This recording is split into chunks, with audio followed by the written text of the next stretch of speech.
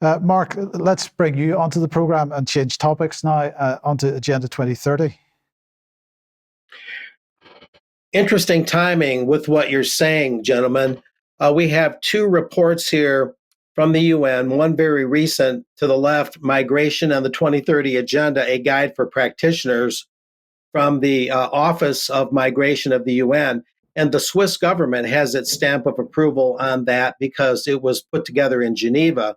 The other is all the way from the year 2000, an older report to the right, Replacement Migration. Is it a solution to declining and aging populations?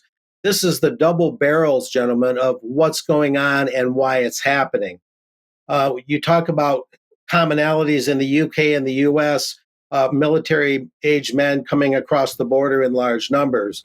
Well, the common framework under which that happens, by all accounts, is coming from the United Nations and is more or less on autopilot. So whatever national governments do, whatever they argue in Congress or Parliament, seems to be spitwads hitting the side of a battleship, if you will. And the UN's philosophy and policies go largely unnoticed, and if they're noticed, largely unchallenged. But we have a little bit that explains this.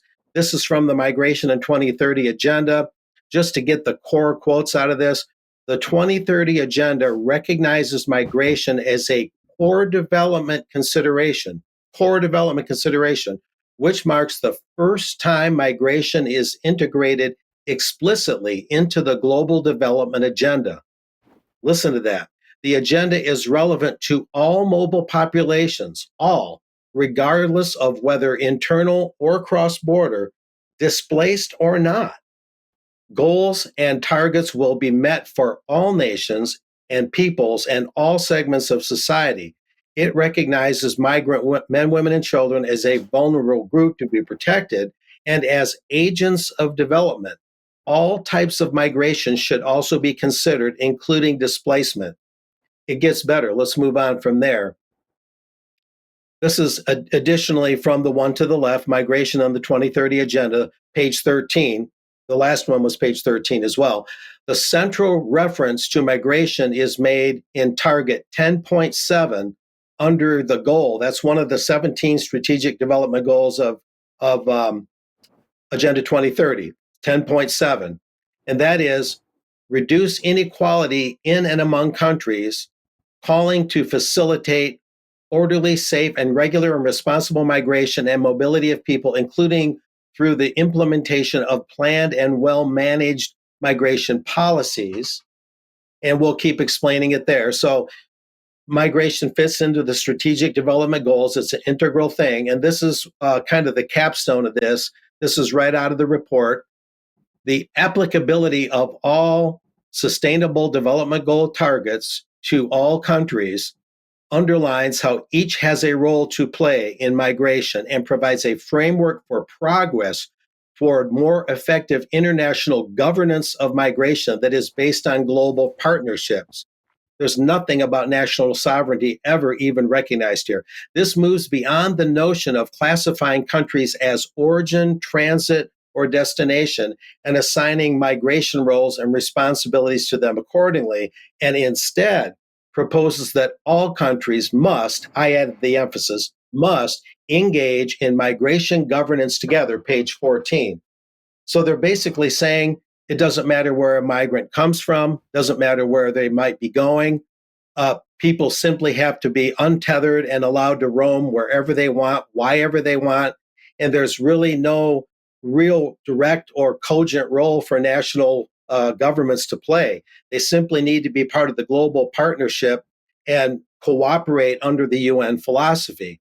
So you can see what this does. It basically paralyzes nations from intervening, and therefore they kind of lay back, and the UN policies just kind of keep the wheel turning. So you have what's going on in Britain and what's going on in the United States.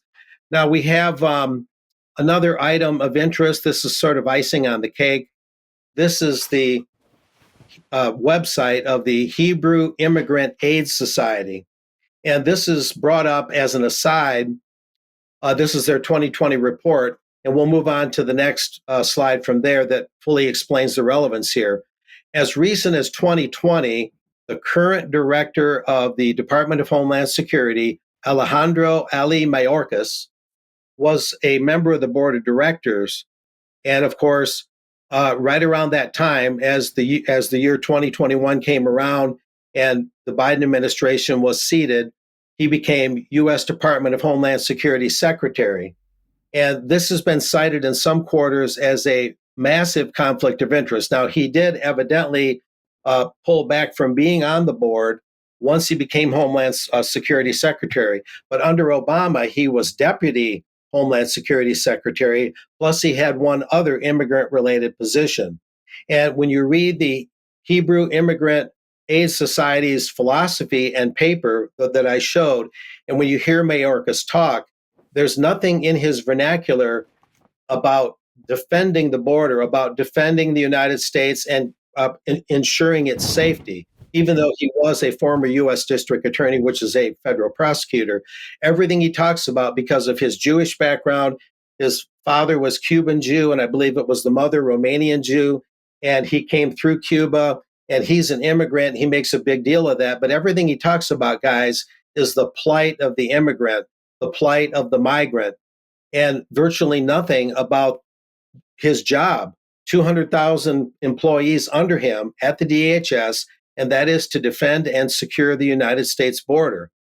And so, along with the UN policies, you have someone like that in charge in the US who sees immigration through the lens of his own background and his own upbringing. And that kind of negates the whole idea of defending the border and being serious about it. So this is what we're looking at. You guys have any questions or remarks?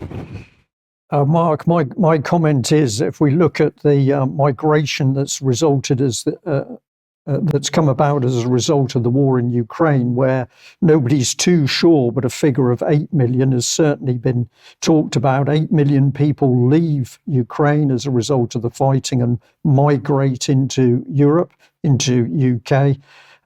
We start to ask a question: was the war in Ukraine orchestrated by Victoria Nuland and her friends? And Boris Johnson has clearly got a big finger in the pie, that basically that war was created to assist this mass migration issue, because what was the statement you used? These people are agents of development. The migrants are being callously used as agents of development for the Agenda 2030 goals. Well, that's it. And, so again, we've got to make the point that government policy and governments are the target, should be the target of our criticism here, mainly. Yes. Yeah.